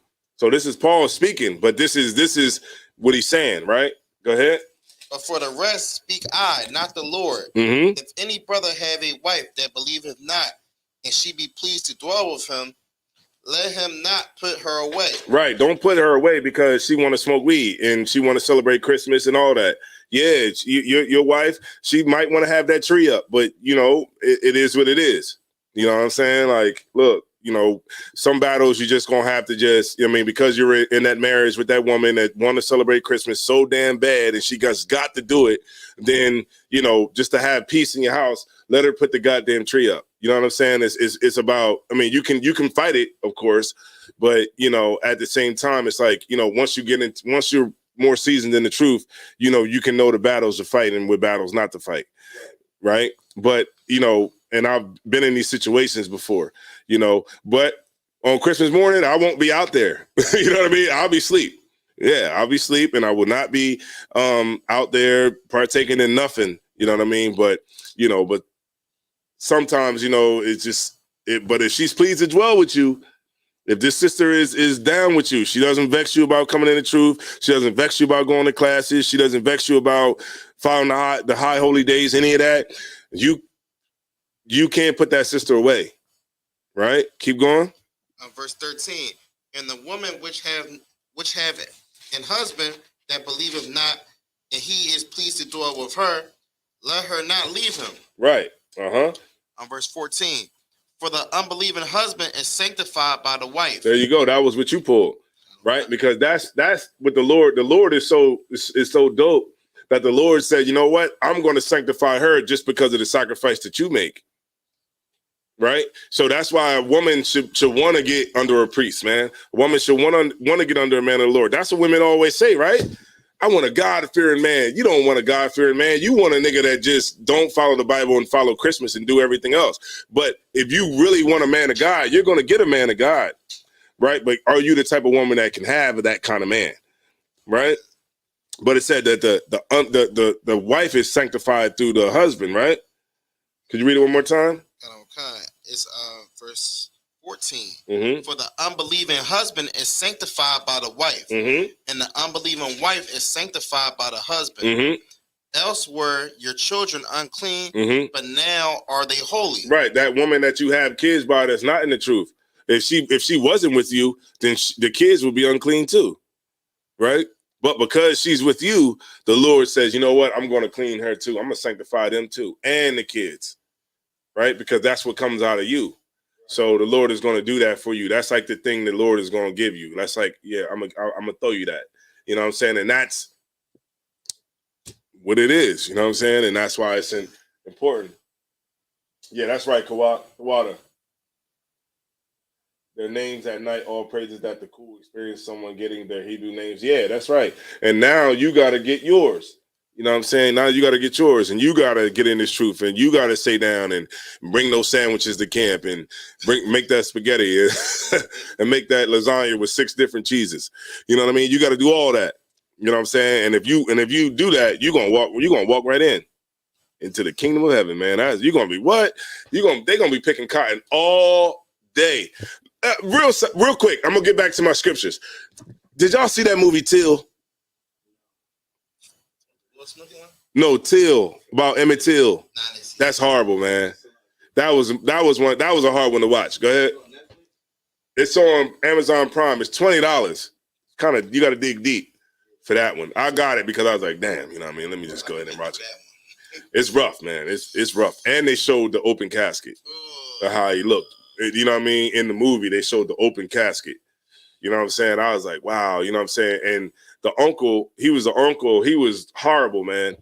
The uncle basically let the 2 white men come and take him because they thought that they were just going to beat him and bring him back for whistling at the white woman. Now, in the movie, they did show him whistling at the white woman, but he wasn't whistling at her. He was captivated with what he believed was the white woman's beauty.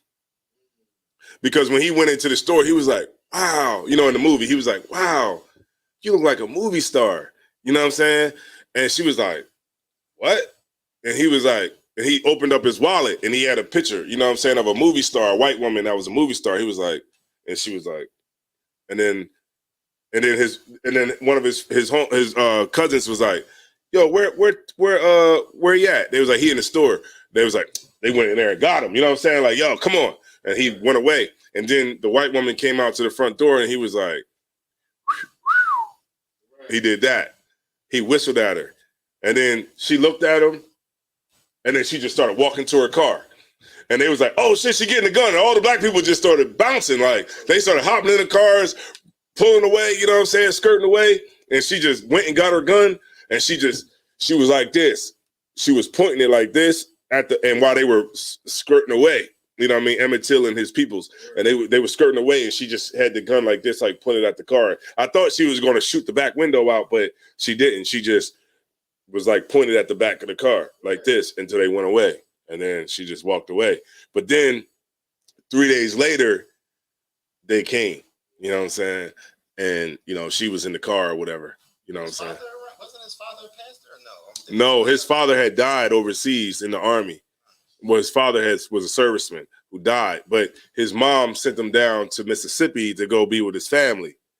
So then when he went down there to be with his family, he did that. Then his mom told him, like, yo, when you go down there, because, you know, he's from Chicago. So Chicago was a little bit more liberal than the South at that time in the 50s. So, you know, he went down there being a city boy, you know what I'm saying, down to the country, and the politics is different down there, you know what I'm saying? So when he did that, he didn't think it was a big deal because he was used to being up north.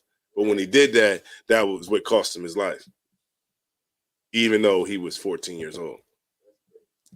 And they knocked all the teeth out of his mouth. I didn't know that part. I was like, wow. They knocked all the teeth out of his mouth. Not just one or two. They knocked all the teeth out of his mouth. And that's America. You know what I'm saying? Like, that's the oppressor. And we forget those things. And we forget that. And we look past it. You know what I'm saying? When these things, this happened in 1955. And now you see the countless numbers of the Tamir Rice, the Trayvon Martins, you know what I mean? The Freddie Grays, all those young niggas that died pretty much the same way, you know what I mean? Just by a lynching, a modern day lynching. And it's like, we see all these things happening, but we just don't give a damn. Why? Because we just want to celebrate Christmas. We want to just feel like we're a part of America because we don't care about our ancestors. We don't care. That's the real reality of it.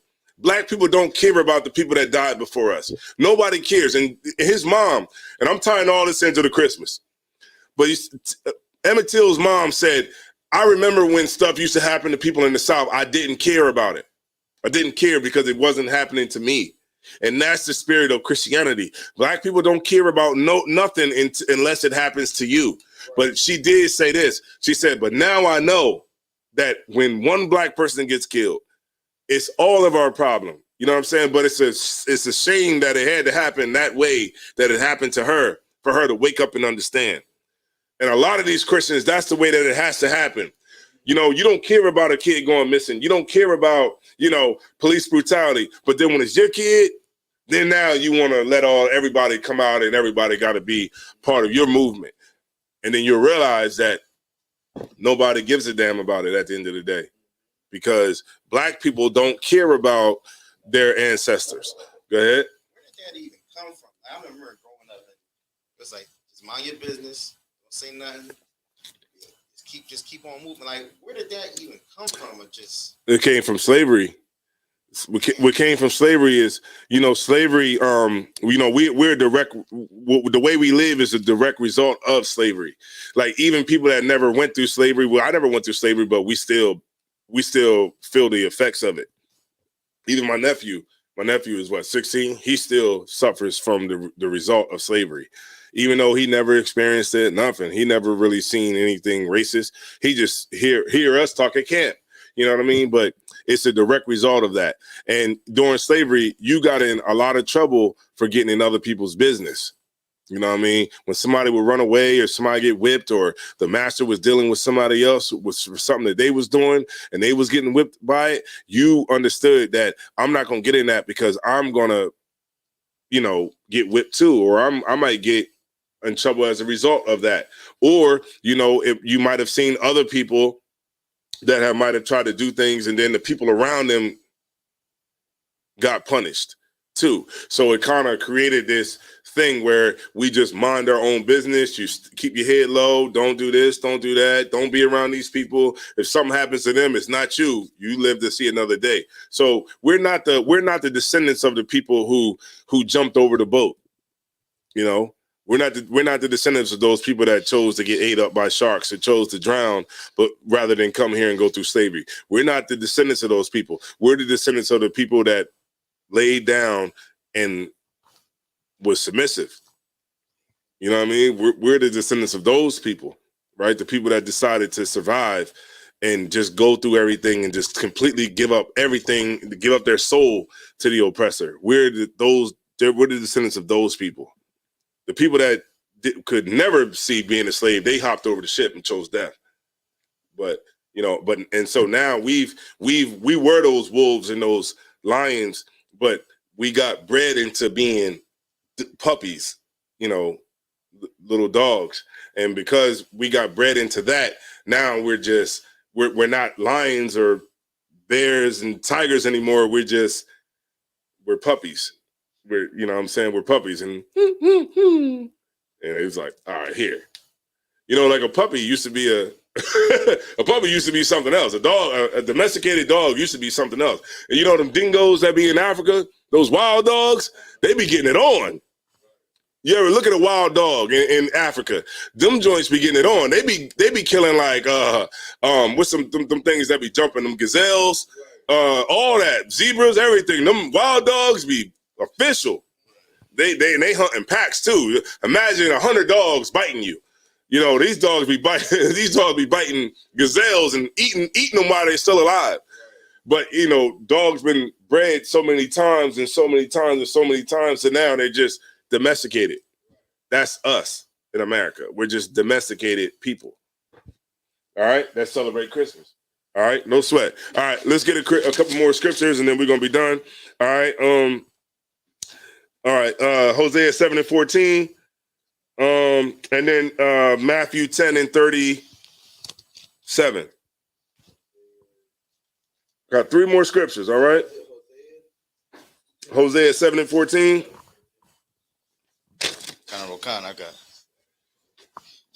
You ready? Yeah, I'm ready. It's the book of Hosea, chapter 7, verse 14. Mm-hmm. And they have not cried unto me with their heart. Mm-hmm. When they howl upon their beds, they assemble themselves for corn and wine. We what? For corn and wine. That's what we do. We assemble ourselves for food because we want to just be, we don't care about what the Lord is saying. We assemble ourselves for corn and wine. Read on. Khan. And they rebel against me. Right. And we rebel against the Lord every time we do it. And guess what? We're going to be assembling ourselves this Sunday for corn and wine. You know what I'm saying? Because that's what we do. For wine and for the good times, we're going to assemble ourselves behind that banner. And we're not going to give a damn about what the Lord is saying. All right? Drop that. All right? He said, I like to say we are here because our forefathers were soft. that's reality, Kawak. Yeah, that's it. That's why we here.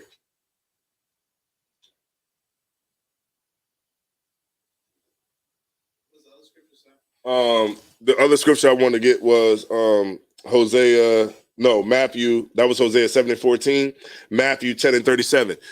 Okay. According to the scriptures, how can we be successful in business? You can be successful in business. That's totally fine. And I'm going to answer it quick because I'm like real pressed for time.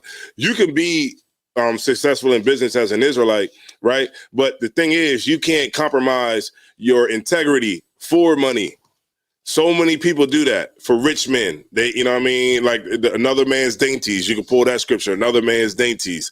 You know, you can pull the rich man's scriptures, you know what I'm saying? And And it says, and the scriptures also say, strive not to be rich, meaning like, don't make that your primary goal. I mean, out of life, because the more you focus on just being a rich man, is the further you're going to go away from the Most High. All right. And I think I could pull a scripture real quick for you, but whenever you're ready. Matthew chapter 10 and verse 33. But whosoever shall deny me before men, him will I also deny before my Father. Go ahead, go up like to 35. Kind of a kind. You said go down to 35. 10 and 35. Matthew chapter 10 and verse 35. For I have came to set a man at variance against his father and the daughter, against her mother, and the daughter-in-law against her mother-in-law. Say that one more time. Can you read that from the top one more time, please? The water. Matthew chapter 10 and verse 35. Mm-hmm. For I had come to set a man at variance against his father, and the daughter against her mother. Right, because the Lord came to separate everybody, right? Go ahead. And the daughter-in-law against her mother-in-law. Right. So remember, the Lord came to set a man at variance against his father. So if you're celebrating Christmas, then you're not against your father. You know what I mean? If you're gonna follow Christ, then you're going to be against your mom. You're going to be against your father during this time of Christmas. You're going to say, no, I'm not doing that. I'm not coming over there. You know what I'm saying? You're going to be against the mother-in-law. You're going to be against your daughter. You're going to be against your son. Everybody in that goddamn house, because you follow Christ. Keep going. Verse 36. And a man's foes shall be they of his own household. Right, there you go. You know what I'm saying? Of your own household. Your foes is your enemies. They're going to be an enemy of you because you decided to follow the Lord. You decided to not, eat pork. You decided to not follow the holidays because you actually wanted to follow what the goddamn Bible says and not be a hypocrite. Right? Was there any more on that? I'm not, sir. All right, no sweat. Y'all get the point. All right, let me pull this one scripture for the brother. This is Proverbs 23 and 4. About being rich. About having successful business, I believe. Successful in the business.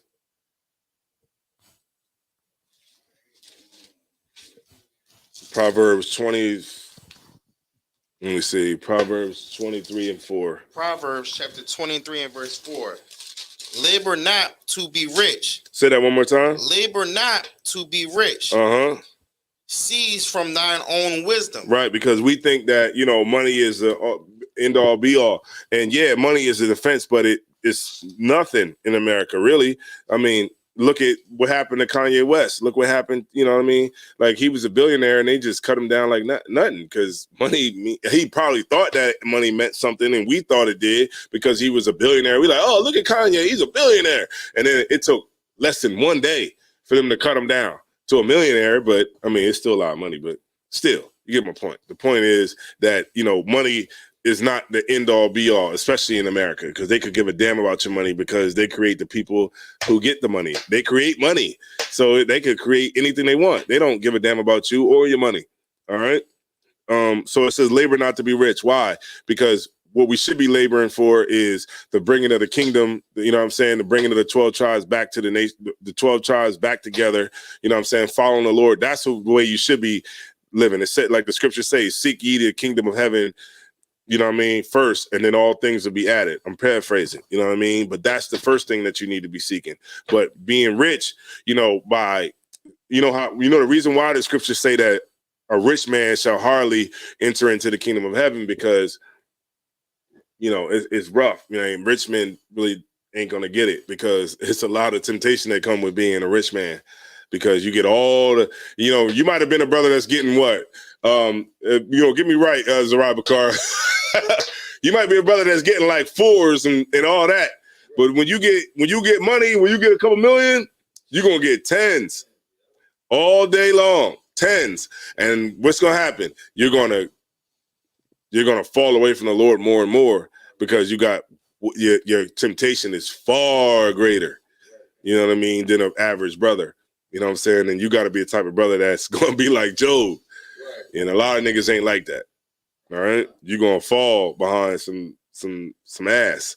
You know what I mean? And a lot of brothers in the scriptures have fell behind it. King David, you know, when he saw Bathsheba, he was like, God damn, I got to have Bathsheba. You know what I'm saying? So much that he put Uriah on the damn front line so that he could get killed. You know what I mean? Solomon had the kingdom split behind a woman. You get my point? Like if women has been, you know, the bane of our existence in Israel. And when you're a rich man, the women are going to come. You know what I'm saying? Keep reading. Verse 5. Proverbs 23 and 5. Proverbs chapter 23 and verse 5. Wilt thou set thine eyes upon that which is not? Right. Those are the riches that you don't have. Are you going to set your eyes on for something that you don't have? Right? Read on. For riches certainly make themselves wings. Right. Riches make themselves wings, meaning that just imagine like those, the more you want it, the more you fly away from the Most High. The more you focus on riches, the more the Lord flies away from you. You fly away from the Lord, focused on money. Right? Read on. They fly away as an eagle toward heaven. Right. So that's the way that the Lord is you're going to go further and further away from the Lord. So yeah, you could do business and that's totally fine. You could be successful in business. You could be a rich man. All of that. Nobody said in the scripture that you had to be poor. But also it says, you know what I'm saying, that, you know, not to labor to be rich. And also you got it. Whenever you trying to be successful, that's totally fine. But don't let it mess with your integrity. Don't let it change the type of man that you are, standing on what the Lord told you to do. You know what I'm saying? And you could be good that way. Keep reading. Verse 6. Eat thou not the bread of him that hath an evil eye, neither desire thou his dainty meat. That's the rich man. You know what I mean? Because that's why you want to be successful. We want to be successful because we see the Maybach. We see the Wraith. You know what I mean? We trying to take a girl in outer space. You know what I'm saying? We see the Wraith. We see all that, right? We see the Gucci. We see the Da Vinci. We see the Louis Vuitton. We see all of that because we see rich men. That's why we want to be successful. But you can't compromise your integrity in the process, right? But you got to be a type of brother that's not going to desire a rich. What it say? It says, eat not thou the bread of him that hath an evil eye, neither desire thou of his dainty meats. That's his substance. And women, they become groupies because why? They desire evil man's dainty meats. And guess what you're gonna get? Champagne, and you're gonna get effed in the hotel. And then you're gonna get out in the morning. And that's it. That's gonna be the last you're gonna see at Amigos. That's gonna be the last you're gonna see of, finesse 2 times.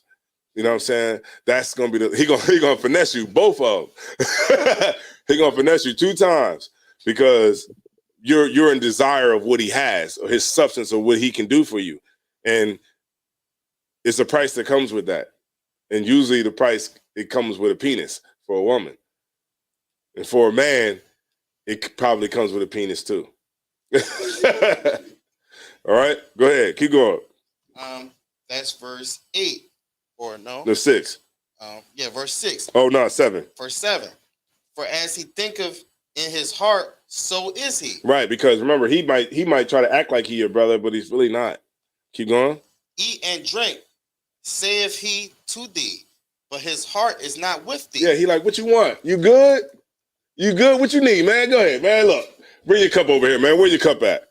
You good? You got your cup? All right, here y'all go. You good, man? Y'all drink up, man. Y'all my niggas, man. We lit. We lit. Look, we gonna this toast is for us taking over the world, baby. But he ain't really with you like that. Like you think that nigga's playing you. And the scriptures is telling you to watch out for it. Keep reading. Verse 8. The morsel which thou hast eaten shalt thou vomit up. Right, meaning that it's going to hurt you in the end. Everything that you ate up, you know what I'm saying? It's going to hurt you in the end, and you're going to eventually vomit it up in the end. It's going to hurt you. Go ahead. And lose thy sweet words. Right, and everything that he said to you, it ain't going to mean a damn thing. And that's life. You know what I'm saying? And so that's why, you know, you can be successful in business. Go ahead, do it, man. Look, you could probably put some brothers on as a result of it. But at the same time, do not let it compromise who you are as a person, because so many men have been lost by chasing being successful. You know what I'm saying? And this is why it's in the scriptures, right? And hopefully, you know what I'm saying, that answered your question. Oh, damn. Okay. And my last scripture will be Revelations 11 and 10. Salaka, we started a little late, so Salaka, y'all. Revelations 11 and 10. I read Revelations too. Revelations is like, it's really just like all about the destruction of America coming. You know what I'm saying? But if you're reading it like from a Christian perspective, you're not gonna see it that way. You're gonna see it like a dragon coming out the water, and they got 10 heads, and it's like, you know, it's gonna eat everybody up on, on the earth, and then go back in the earth. Like it's like the Kraken. You know, like when it says when you see the Kraken come out the water, and it's like this crazy animal. That's the way it looks like with when you read Revelations without understanding. Go ahead. And if I may, I know that like in Catholicism, they kind of teach you to be afraid of the book of Revelation. It's just so ironic. You know, now I'm in the truth. I understand why they're afraid of it. Because they know that, you know, you ask like a Christian, like, what's up with Revelations? What does this mean? They're gonna be like, oh, that's sealed, brother. You know, that's sealed until the keys is open. You know what I mean? Because they don't understand. Right. And this right here, if you want the understanding of it, you know where to come, man. ISUPK, man. Go ahead. If I may, like a lot of the movies that they make about the destruction of the world is based off of Revelation. Right, based off Revelations. Right. And stop listening to these YouTube videos, please, brothers. Stop listening to them. Sisters, mainly. You know why a lot of brothers is Jehovah's Witness? Because the sister opened up the door while the nigga was at work. And that nigga and that woman at the door then got you to, you know, follow a damn cult. You know what I mean? The cult of Jehovah's Witness, man, that's horrible. A lot of sisters are Jehovah's Witnesses, man, and brothers are. That's like the weakest brothers out there behind cops. It's like it's like black cops and Jehovah's Witness men. They're weak, boy. Yeah. Yeah. All right. All right, you got it. Revelation chapter 11 and verse 10. And they that dwell upon the earth shall rejoice over them and make merry. Make what? And make merry. Merry Christmas. And shall sing gifts one to another. You see that? Because these two prophets tormented them that dwelt on the earth. Okay, so this is going into the prophecy of, like, you know, of how, you know, world war is going to come, but it's a time where, you know what I'm saying, we want to be married, we want to give gifts, and we want to do all these things, but in the end, at the end of it all, man, this place is going to be destroyed. You know what I mean? And that's the end result of everything that we do here in America. America is going to fall. And you see more and more, they're not putting on the news and stuff like that, because this is a time where everybody just want to be happy and you know, but Donald Trump he's galloping, bro. He's on his way in, and that's going to make black people wake up. You know what I'm saying? And of course, I can't get everything that I wanted to get in. Any classes in my area? What area are you in? Edwin Melendez. What area are you in? I'll wait to hear your response. What area are you in? Which state you live in?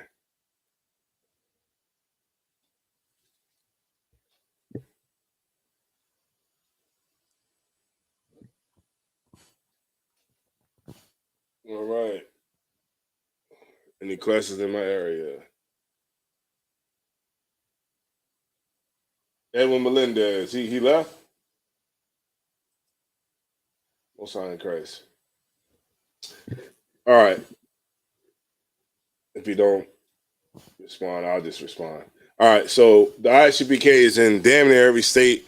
Depending on whatever state you in, just call the school that's closer to you If you in Delaware, then you good to go because you could be right here, helping me read these damn scriptures. Any classes in my? Okay, so you gotta let me know what city you in. But if you in any city across America, it's not too many states that we're not in. We're everywhere.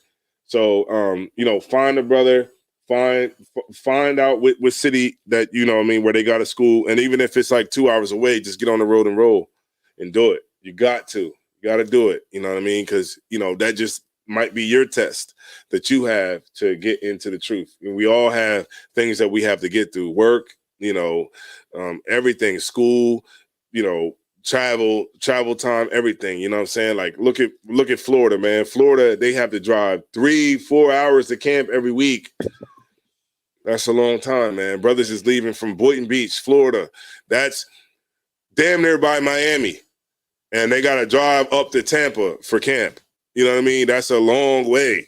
You know what I'm saying? I look at it like, damn, I get to camp in, 20 minutes, 10 minutes. You know what I'm saying? And but you look at like a brother who might have to travel from Mississippi to Louisiana every week.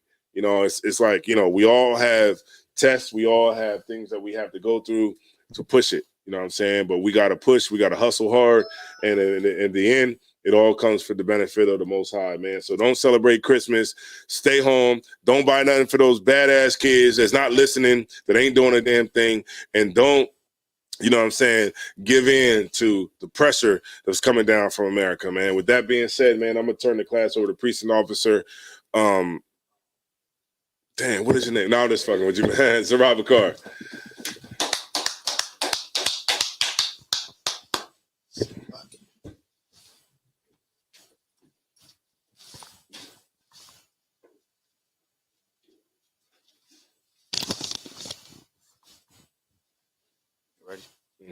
Shalom, Israel. We are the ISUPK, Israelite School Universal Practical Knowledge. Started out on 1 West, 125th Street, Harlem, New York, under Commander General Yohana.